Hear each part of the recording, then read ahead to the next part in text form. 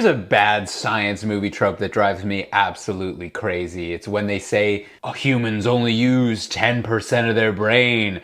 Imagine what could happen if we used it all. In fact, the Scarlett Johansson movie, Lucy, even goes so far as to say this on the poster. And listen, I'm not a doctor, I'm not a neuroscientist. This is not my area of expertise, but I do feel very confident in saying that we use our whole ass brain. That's why brain damage is such a big deal. No one has ever gotten a railroad spike through their head and been like, oh, thank God, it only hit the 90% of the brain I never used. And as much as we could all use a little backup brain power every now and again, it makes no sense for us as the survival of the species. Because the brain is the most energy intensive organ we have. It uses something like 20% of the calories we consume in a day just to run the brain. The other 80% is the whole other body, like your neck down. So it doesn't make sense for our survival to put all this energy and resources into creating a big power hungry brain and then just firewalling off 90% of it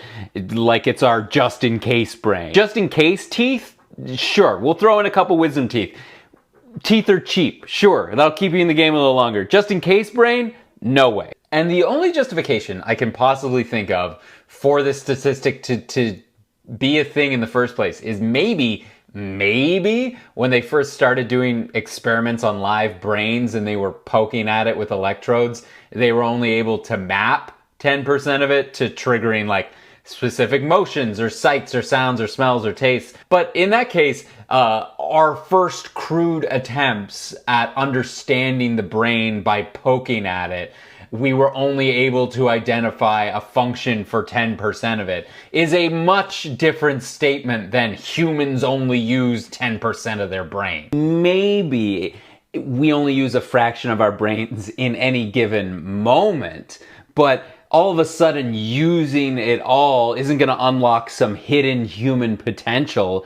It's going to cause a seizure. Sure, let's just fire all the neurons at the same time. Let's clench all our muscles, let's experience every sensation, and remember every memory we've ever had. That's not going to suddenly allow you to count cards or suddenly be able to do a backflip. You're gonna be a quivering, foaming mess on the ground who'd be lucky if they remembered how to breathe. And I get why it's a trope. It's a fun story to tell, right? It's like, what if what made us human, but more, right? If we were cheetahs, we'd be telling stories about what if we were cheetahs, but faster. If we were giraffes, we'd be telling stories, what if we were giraffes, but taller? If we were Canada geese, we'd be like, what if we were Canadian geese, but more of an asshole? But we're humans, so we do what if we were brainy, but more brain. If you want to explore that, great.